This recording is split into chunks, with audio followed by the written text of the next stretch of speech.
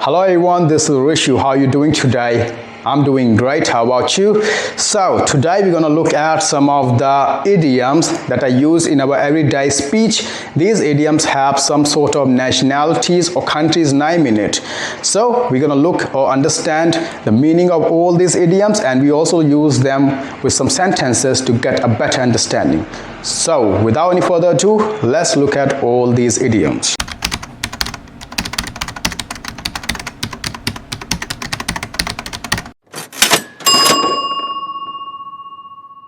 So, the first idiom includes the nationality from the Netherlands. Go Dutch. It means to split the bill 50-50 or pay your own bill. Let's look at the example. Going Dutch on the first date can help you get to know the person without any strings attached. So here's a question for you. Should a boyfriend go Dutch on his first date? The second idiom includes the nationality from the country Greek. It's all Greek to me. It means that you really don't understand anything about something because it's too complex. Let's look at the example. I don't know about these IKEA instructions. It's all Greek to me. So here's a question for you. What subject is Greek to you? The third idiom includes the nationality from the country India. Indian summer.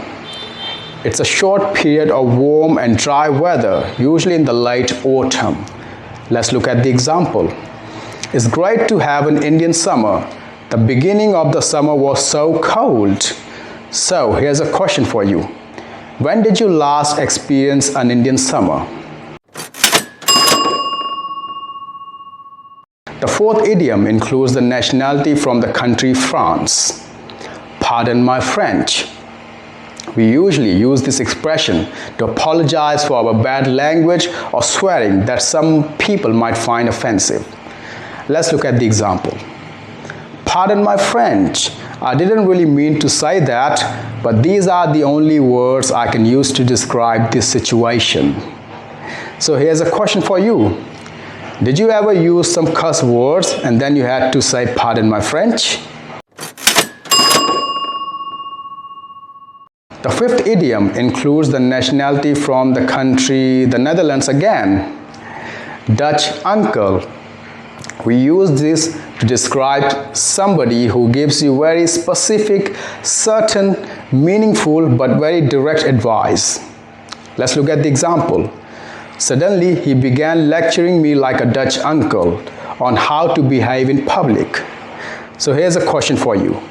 Do you know someone who behaves like a Dutch uncle? The sixth idiom includes the nationality from the country Mexico. Mexican standoff. Let's look at the meaning. It describes a confrontation where nobody is willing to make the first move or compromise to end a conflict. Example, nobody wanted to make the first move. It was a real Mexican standoff. So here's a question for you. Did you ever have a Mexican standoff with a friend?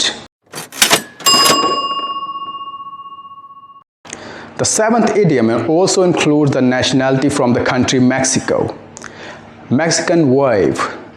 It's a wave-like movement made by a crowd while watching a sports event in which the spectators stand up and lift their arms in the air. Let's look at the example. The atmosphere was great.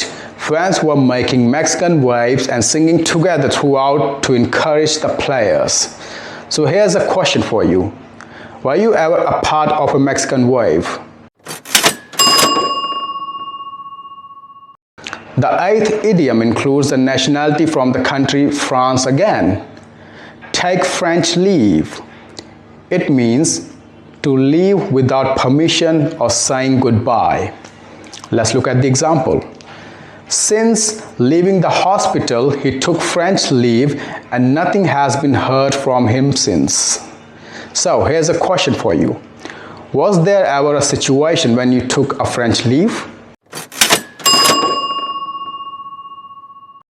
The The ninth idiom includes the nationality from the country Spain. Spanish practices.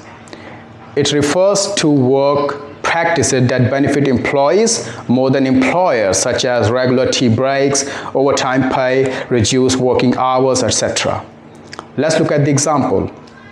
The company bosses want the workers to work harder and put an end to Spanish practices. So here's a question for you. Is it fair for employees to follow Spanish practices at work? The 10th idiom includes the nationality from the country Russia. Russian roulette.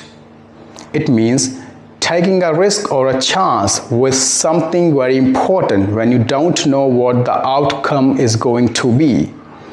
Let's look at the example. This is a bit like Russian roulette. I'm not sure if it's going to work. So here's a question for you. Will you play Russian roulette to start a successful business? So here are the idioms with nationality that might be useful for you to use in your everyday speech. That's all for today, and I hope to see you in the next lesson. Adios.